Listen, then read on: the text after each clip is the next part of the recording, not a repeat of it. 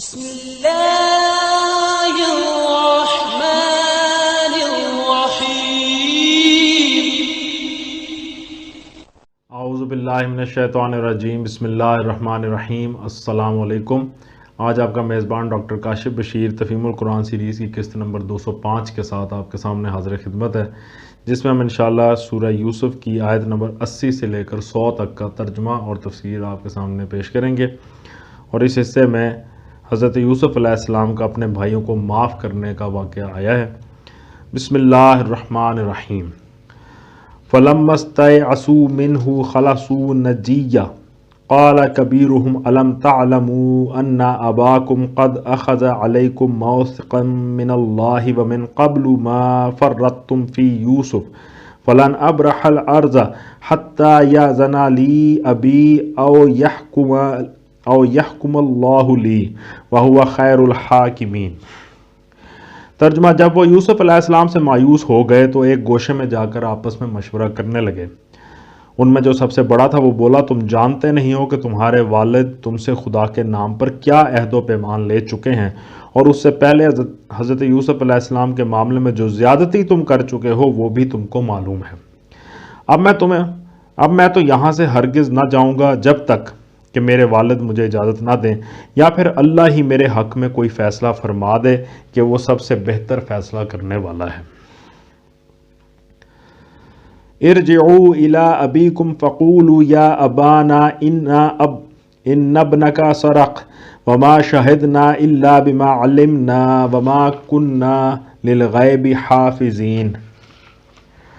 ترجمہ: تم جا کر اپنے والد سے کہو کہ ابا جان آپ کے صاحبزادے نے چوری کی ہے، ہم نے اسے چوری کرتے ہوئے نہیں دیکھا، جو کچھ ہمیں معلوم ہوا ہے بس وہی ہم بیان کر رہے ہیں، اور غیب کی نگہبانی تو ہم نہ کر سکتے تھے۔ وَاسْأَلِ الْقَرْيَةَ الَّتِي كُنَّا فِيهَا وَالْعِيرَ الَّتِي أَقْبَلْنَا فِيهَا وَإِنَّا لَصَادِقُونَ۔ ترجمہ: آپ اس بستی کے لوگوں سے پوچھ لیجئے جہاں ہم تھے، اس قافلے سے دریافت کر لیجئے جس کے ساتھ ہم آئے ہیں، ہم اپنے بیان میں بالکل سچے ہیں۔ قَالَ بَلْ سَوَّلَتْ لَكُمْ أَنفُسُكُمْ أَمْرًا فَصَبْرٌ جَمِيلٌ عَسَى اللَّهُ أَن يَأْتِيَنِي بِهِمْ جَمِيعًا إِنَّهُ هُوَ الْعَلِيمُ الْحَكِيمُ۔ ترجمہ: باپ نے یہ داستان سن کر کہا، دراصل تمہارے نفس نے تمہارے لیے ایک اور بڑی بات کو سہل بنا دیا۔ اچھا، اس پر بھی صبر کروں گا اور بخوبی کروں گا۔ کیا بعید ہے کہ اللہ ان سب کو مجھ سے لا ملائے، وہ سب کچھ جانتا ہے اور اس کے سب کام حکمت پر مبنی ہیں۔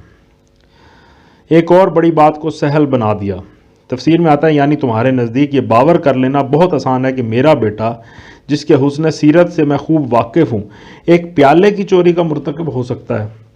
پہلے تمہارے لیے اپنے ایک بھائی کو جان بوجھ کر گم کر دینا اور اس کے قمیض پر جھوٹا خون لگا کر لے آنا بہت آسان کام ہو گیا تھا، اب ایک دوسرے بھائی کو واقعی چور مان لینا اور مجھے آ کر اس کی خبر دینا بھی ویسا ہی آسان ہو گیا۔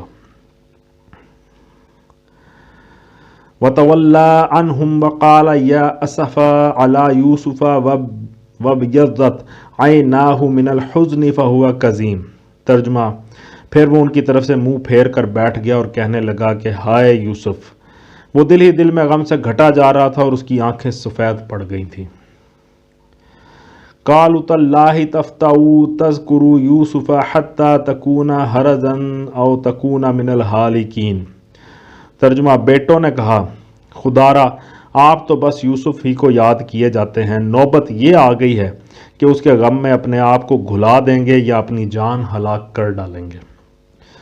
قال انما اشکو بثی وحزنی الی اللہ واعلم من اللہ ما لا تعلمون۔ ترجمہ: اس نے کہا، میں اپنی پریشانی اور اپنے غم کی فریاد اللہ کے سوا کسی سے نہیں کرتا، اور اللہ سے جیسا میں واقف ہوں تم واقف نہیں ہو۔ یا بنی اذهبوا فتحسسوا من یوسف واخیہ ولا تیأسوا من روح اللہ انہ لا ییأس من روح اللہ الا القوم الکافرین۔ ترجمہ: میرے بچوں، جا کر یوسف علیہ السلام اور اس کے بھائی کی کچھ ٹوہ لگاؤ، اللہ کی رحمت سے مایوس نہ ہو، اس کی رحمت سے تو بس کافر ہی مایوس ہوا کرتے ہیں۔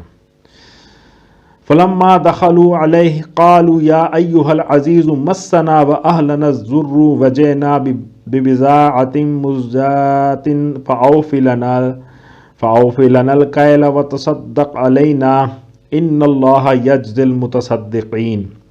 ترجمہ، جب یہ لوگ مصر جا کر یوسف علیہ السلام کی پیشی میں داخل ہوئے تو انہوں نے عرض کیا کہ اے سردار با اقتدار، ہم اور ہمارے اہل و عیال سخت مصیبت میں مبتلا ہیں اور ہم کچھ حقیر سی پونجی لے کر آئے ہیں، آپ ہمیں بھرپور غلہ عنایت فرمائیں اور ہم کو خیرات دیں، اللہ خیرات کرنے والوں کو جزا دیتا ہے۔ تفسیر میں آیا یعنی ہماری اس گزارش پر جو کچھ آپ دیں گے وہ گویا آپ کا صدقہ ہوگا۔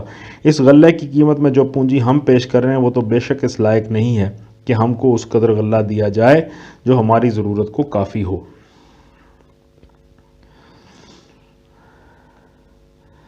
قال هل علمتم ما فعلتم بيوسف واخيه اذ انتم جاهلون۔ ترجمہ، یہ سن کر یوسف علیہ السلام سے نہ رہا گیا، اس نے کہا تمہیں کچھ یہ بھی معلوم ہے کہ تم نے یوسف اور اس کے بھائی کے ساتھ کیا کیا تھا جبکہ تم نادان تھے؟ قالوا انك لانت يوسف قال انا يوسف وهذا اخي قد من الله علينا انه من يتقي ويصبر فان الله لا يضيع اجر المحسنين۔ ترجمہ، وہ چونک کر بولے ہیں کیا تم یوسف ہو؟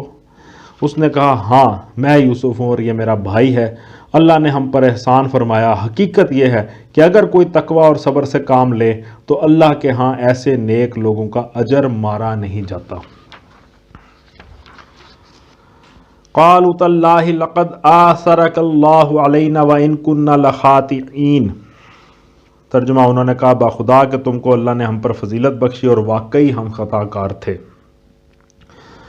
قال لا تثریب علیکم اليوم یغفر اللہ لکم وہو ارحم الراحمین۔ ترجمہ، اس نے جواب دیا آج تم پر کوئی گرفت نہیں، اللہ تمہیں معاف کرے اور وہ سب سے بڑھ کر رحم فرمانے والا ہے۔ اذهبوا بقمیصی ھذا فالقوه علی وجہ ابی یأتی بصیرا واتونی باہلکم اجمعین۔ ترجمہ، جاؤ میرا یہ قمیض لے جاؤ اور میرے والد کے منہ پر ڈال دو، ان کی بینائی پلٹ آئے گی اور اپنے سب اہل و عیال کو میرے پاس لے آؤ۔ ولما فصلت العیر قال ابوہم انی لاجد ریح یوسف لولا ان تفندون۔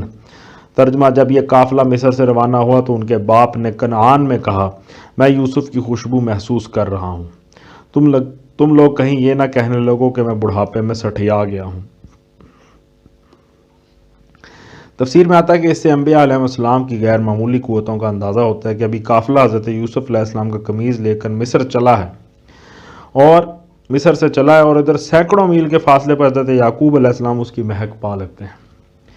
مگر اسی سے یہ بھی معلوم ہوتا ہے کہ انبیاء علیہ السلام کی یہ قوتیں کچھ ان کی ذاتی نہ تھیں بلکہ اللہ کی بخشش سے ان کو ملی تھیں، اور اللہ جب اور جس قدر چاہتا تھا انہیں کام کرنے کا موقع دیتا تھا۔ حضرت یوسف علیہ السلام برسوں مصر میں موجود رہے اور کبھی حضرت یعقوب علیہ السلام کو ان کی خوشبو نہ آئی، مگر اب یک قوت ادراک کی تیزی کا یہ عالم ہو گیا کہ ابھی ان کا قمیض مصر سے چلا ہے اور وہاں ان کی مہک آنی شروع ہو گئی۔ قالوا تاللہ انک لفی ضلالک القدیم۔ ترجمہ، گھر کے لوگ بولے خدا کی قسم آپ ابھی تک اپنے اسی پرانے خبط میں پڑے ہوئے ہیں۔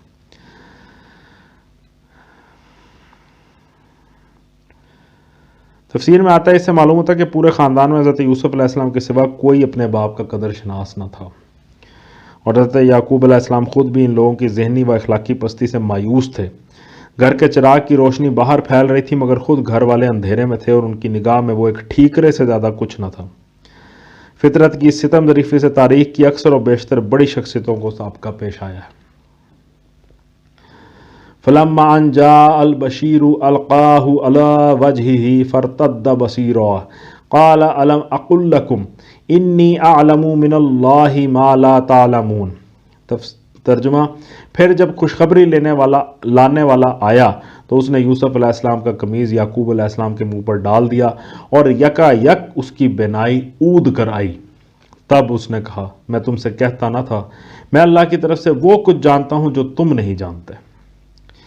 قالوا یا ابانا استغفر لنا ذنوبنا انا كنا خاطئین، سب بول اٹھے ابا جان آپ ہمارے گناہوں کی بخشش کے لیے دعا کریں، واقعی ہم خطا کار تھے۔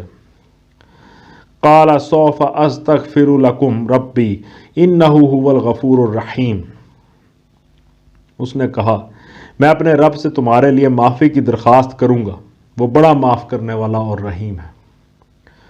فلما دخلوا على یوسف آوى الیہ ابویہ وقال ادخلوا مصر ان شاء اللہ آمنین۔ ترجمہ، پھر جب یہ لوگ یوسف علیہ السلام کے پاس پہنچے تو اس نے اپنے والدین کو اپنے ساتھ بٹھا لیا اور اپنے سب قبے والوں سے کہا چلو اب شہر میں چلو، اللہ نے چاہا تو امن چین سے رہو گے۔ پھر جب یہ لوگ یوسف علیہ السلام کے پاس پہنچے، اس حوالے سے تفسیر میں آیا کہ بائبل کا بیان ہے کہ سب افراد خاندان کے جو اس موقع پر مصر گئے 67 تھے، 67۔ اس تعداد میں دوسرے گھرانوں کی ان لڑکیوں کو شمار نہیں کیا گیا جو حضرت یعقوب علیہ السلام کے ہاں بیاہی ہوئی تھیں۔ اس وقت حضرت یعقوب علیہ السلام کی عمر 130 سال تھی اور اس کے بعد وہ مصر میں 17 سال زندہ رہے۔ اس موقع پر ایک طالب علم کے ذہن میں یہ سوال پیدا ہوتا ہے کہ بنی اسرائیل جب مصر میں داخل ہوئے تو حضرت یوسف علیہ السلام سمیت ان کی تعداد 68 یا 67 تھی، اور جب تقریباً 500 سال کے بعد وہ مصر سے نکلے تو وہ لاکھوں کی تعداد میں تھے۔ بائبل کی روایت ہے کہ خروج کے بعد دوسرے سال بیابان سینا میں جب حضرت موسیٰ علیہ السلام نے ان کی مردم شماری کرائی تو اس میں صرف قابل جنگ مردوں کی تعداد 2,03,550 تھی۔ اس کے معنی یہ ہے کہ عورت، مرد، بچے سب ملا کر وہ کم از کم 20 لاکھ ہوں گے۔ کیا کسی حساب سے 500 سال میں 68 آدمیوں کی اتنی اولاد ہو سکتی ہے؟ مصر کی کل آبادی اگر اس زمانے میں 2 کروڑ فرض کی جائے، جو یقیناً بہت مبالغہ میز اندازہ ہوگا، تو اس کے معنی یہ ہے کہ صرف بنی اسرائیل وہاں 10% تھے۔ کیا ایک خاندان محض تناسل کے ذریعے سے اتنا بڑھ سکتا ہے؟ اس سوال پر غور کرنے سے ایک اہم حقیقت کا انکشاف ہوتا ہے۔ ظاہر بات ہے کہ 500 برس میں ایک خاندان تو اتنا نہیں بڑھ سکتا، لیکن بنی اسرائیل پیغمبروں کی اولاد تھے۔ ان کے لیڈر حضرت یوسف علیہ السلام، جن کی بدولت مصر میں ان کے قدم جمے، خود پیغمبر تھے۔ ان کے بعد 4-5 صدی تک ملک کا اقتدار انہی لوگوں کے ہاتھ میں رہا۔ اس دوران میں یقیناً انہوں نے مصر میں اسلام کی خوب تبلیغ کی ہوگی۔ اہل مصر میں سے جو لوگ اسلام لائے ہوں گے، ان کا مذہب ہی نہیں بلکہ ان کا تمدن اور پورا طریقہ زندگی غیر مسلم مصریوں سے الگ اور بنی اسرائیل سے ہم رنگ ہو گیا ہوگا۔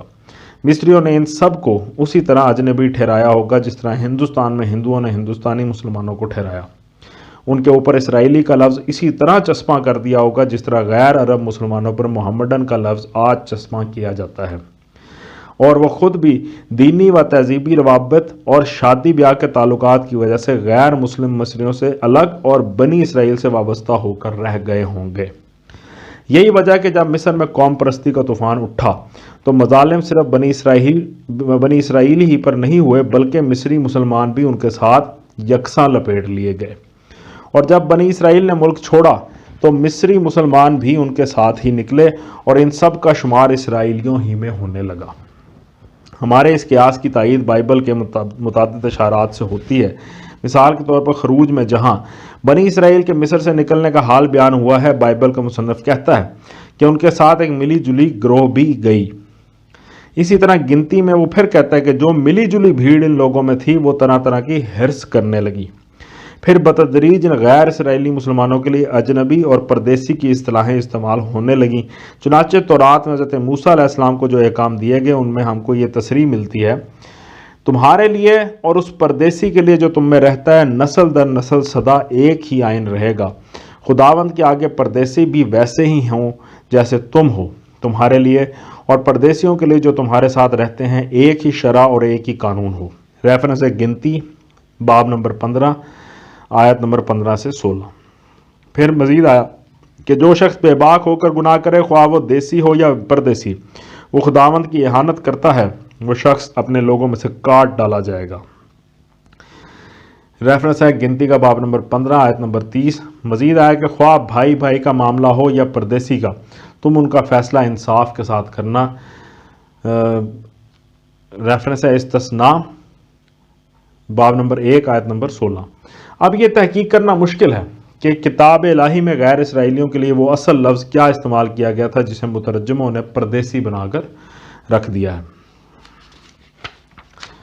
آیت کے دوسرے حصے میں آیا اس نے اپنے والدین کو اپنے ساتھ بٹھا لیا۔ اس حوالے سے تفسیر میں آتا ہے کہ تلمود میں لکھا ہے کہ جب حضرت یعقوب علیہ السلام کی آمد کی خبر دارالسلطنت میں پہنچی تو حضرت یوسف علیہ السلام سلطنت کے بڑے بڑے عمراء، اہل مناصب اور فوج فرہ کو لے کر ان کے استقبال کے لیے نکلے اور پورے تزک و احتشام کے ساتھ ان کو شہر میں لائے۔ وہ دن وہاں جشن کا دن تھا، عورت، مرد، بچے سب اس جلوس کو دیکھنے کے لیے اکٹھے ہو گئے اور سارے ملک میں خوشی کی ایک لہر دوڑ گئی۔ وَرَفَعَ أَبَوَيْهِ عَلَى الْعَرْشِ وَخَرُّوا لَهُ سُجَّدًا وَقَالَ يَا أَبَتِ هَٰذَا تَأْوِيلُ رُؤْيَايَ مِن قَبْلُ قَدْ جَعَلَهَا رَبِّي حَقًّا وَقَدْ أَحْسَنَ بِي إِذْ أَخْرَجَنِي مِنَ السِّجْنِ وَجَاءَ بِكُم مِّنَ الْبَدْوِ مِن بَعْدِ أَن نَّزَغَ الشَّيْطَانُ بَيْنِي وَبَيْنَ إِخْوَتِي إِنَّ رَبِّي لَطِيفٌ لِّمَا يَشَاءُ إِنَّهُ هُوَ الْعَلِيمُ الْحَكِيمُ۔ ترجمہ: شہر میں داخل ہونے کے بعد اس نے اپنے والدین کو اٹھا کر اپنے پاس تخت پر بٹھایا اور سب اس کے آگے بے اختیار سجدے میں جھک گئے۔ یوسف علیہ السلام نے کہا، ابا جان، یہ تعبیر ہے میرے اس خواب کی جو میں نے پہلے دیکھا تھا۔ میرے رب نے اسے حقیقت بنا دیا۔ اس کا احسان ہے کہ اس نے مجھے قید خانے سے نکالا اور آپ لوگوں کو صحرا سے لا کر مجھ سے ملایا۔ حالانکہ شیطان میرے اور میرے بھائیوں کے درمیان فساد ڈال چکا تھا۔ واقعہ یہ ہے کہ میرا رب غیر محسوس تدبیروں سے اپنی مشیت پوری کرتا ہے، بے شک وہ علیم اور حکیم ہے۔ سب اس کے آگے بے اختیار سجدے میں جھک گئے۔ اس حوالے سے تفسیر میں ہے کہ اس لفظ سجدہ سے بکثرت لوگوں کو غلط فہمی ہوئی ہے، حتیٰ کہ ایک گروہ نے تو اسی سے استدلال کر کے بادشاہوں اور پیروں کے لیے سجدہ تحیہ اور سجدہ تعظیمی کا جواز نکال لیا۔ دوسرے لوگوں کو اس قباح سے بچنے کے لیے اس کی یہ توجیہ کرنی پڑی کہ اگلی شریعتوں میں صرف سجدہ عبادت غیر اللہ کے لیے حرام تھا، باقی رہا وہ سجدہ جو عبادت کے جذبے سے خالی ہو تو وہ خدا کے سوا دوسروں کو بھی کیا جا سکتا تھا۔ البتہ شریعت محمدی صلی اللہ علیہ وآلہ وسلم میں ہر قسم کا سجدہ غیر اللہ کے لیے حرام قرار دیا گیا ہے، لیکن ساری غلط فہمیاں دراصل اس وجہ سے پیدا ہوئی کہ لفظ سجدہ کو موجودہ اسلامی اصطلاح کا ہم مانی سمجھ لیا گیا، یعنی ہاتھ، گھٹنے اور پیشانی زمین پر ٹکانا، حالانکہ سجدہ کے اصل معنی محض جھکنے کے ہیں، اور یہاں یہ لفظ اسی مفہوم میں استعمال ہوا ہے۔ قدیم تہذیب میں یہ عام طریقہ تھا اور آج بھی بعض ملکوں میں اس کا رواج ہے کہ کسی کا شکریہ ادا کرنے کے لیے یا کسی کا استقبال کرنے کے لیے محض سلام کرنے کے لیے سینے پر ہاتھ رکھ کر کسی حد تک آگے کی طرف جھکتے ہیں۔ اسی جھکاؤ کے لیے عربی میں سجود اور انگریزی میں بو کا لفظ استعمال کیا جاتا ہے۔ بائبل میں اس کی بکثرت مثالیں ہم کو ملتی ہیں کہ قدیم زمانے میں یہ طریقہ آداب تہذیب میں شامل تھا۔ چنانچہ حضرت ابراہیم کے متعلق ایک جگہ لکھا ہے کہ انہوں نے اپنے خیمے کی طرف 3 آدمیوں کو آتے دیکھا تو وہ ان کے استقبال کے لیے دوڑے اور زمین تک جھکے۔ عربی بائبل میں اس موقع پر جو الفاظ استعمال کیے گئے ہیں وہ یہ ہیں۔ پھر جس موقع پر یہ ذکر آتا ہے کہ حضرت سارہ کے دفن کے لیے جب قبر کی زمین مفت دی گئی، وہاں اردو بائبل کے الفاظ ہیں، ابراہم نے اٹھ کر اور بنی حت کے آگے جو اس ملک کے لوگ ہیں آداب بجا لا کر ان سے یوں گفتگو کی، اور جب ان لوگوں نے قبر کی زمین ہی نہیں بلکہ ایک پورا کھیت اور ایک غار نظر میں پیش کر دیا، تب ابراہم اس ملک کے لوگوں کے سامنے جھکا۔ مگر عربی ترجمے میں ان دونوں مواقع پر آداب بجا لانے اور جھکنے کے لیے سجدہ کرنے ہی کے الفاظ استعمال ہوئے ہیں۔ اس مضمون کی مثالیں بڑی کثرت سے بائبل میں ملتی ہیں اور ان سے صاف معلوم ہو جاتا ہے کہ اس سجدے کا مفہوم وہ ہے ہی نہیں جو اب اسلامی اصطلاح کے لفظ سجدہ سے سمجھا جاتا ہے۔